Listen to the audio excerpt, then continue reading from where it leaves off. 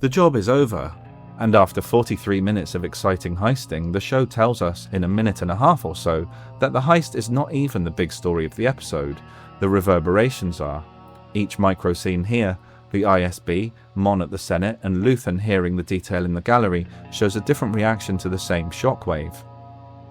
The thematic umbrella is that insurgency, even when justified, even when heroic, does not move history in a straight line. It moves it in all directions at once, and many of those directions are catastrophic. First stop the ISB, the Empire reacts with characteristic force, an alert goes out, staff practically run through the corridors, and Partagaz informs his team they shouldn't expect to be going home for a while. Then he says it, right out in the open, unhidden by the ISB's usual smoothing of language. He says retaliation plans. Not investigation plans, not containment plans. The Empire's first instinct is not to understand what happened, how or why, it is to punish everything within reach. The rebellion has handed the ISB a moral blank check. If the heist is meant to destabilize, the ISB scene proves the Empire is far from broken here, it's empowered. The staff running through the organic, intestinal, rounded corridors look like a bloodstream, or more specifically antibodies. Really reminds me of that old cartoon Once Upon a Time Life. I learned so much watching that show. The ISB is a body reflected in all the medical language Partagaz tends to use. The scene is staging the Empire as a biological system, and the rebels are a pathogen that has just made it stronger. Then we're in the Senate.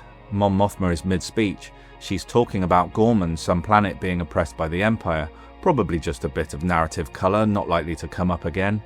She's measured, careful, building a case for a fact-finding commission, the kind of painstaking work that reform requires.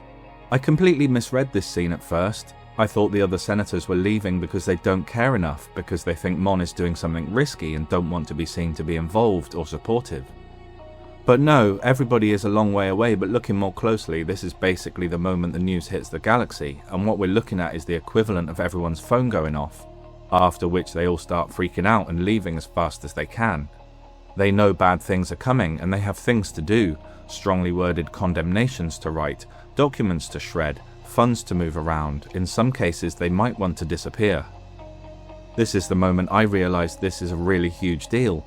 I don't know my wider lore enough to know for sure, but it feels like the Empire has never been hit this hard before, or at least never been shamed like this before.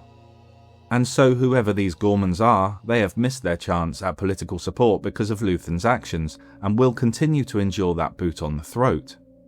He would probably listen to Mon's speech and hear the ineffective language of a system that only pretends to listen, but the immediate effect of Aldhani is still to make life worse for the oppressed people he claims to be fighting for. Then the gallery. Clea is with a customer and Luthen interjects with some patter about how a forgotten language is freeing rather than sad. You decide what it means. I thought this was a little nod to the rebellion generally, not the covert nature of the work so much, more the way it succeeds largely by repurposing things that belong to the Empire. A uniform, a process, a freighter, a battle radio, a whacking great pile of credits. There's a guy using the gallery like a cafe for some reason. I guess he's waiting for the rich lady. Maybe it's her son taking mum out shopping, or her driver. He's reading the news and mentions Aldhani casually like gossip.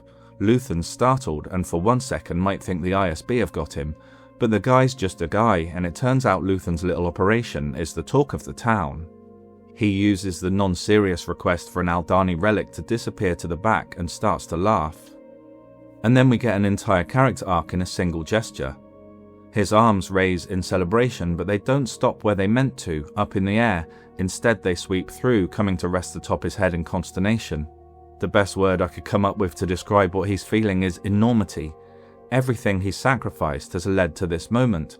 You can see him go from yes to oh fuck. There's no going back now. He just kicked over the hornet's nest that happens to rule this galaxy, which means billions will suffer, and it means they're coming for him. 3 rooms, 3 frequencies of the same shockwave. The Empire accelerates. Hope gets cut off mid-speech, and the man who lit the fuse can't quite bring himself to finish the celebration. He wanted the fire, but as the smoke rises, he realizes he cannot control the direction of the wind.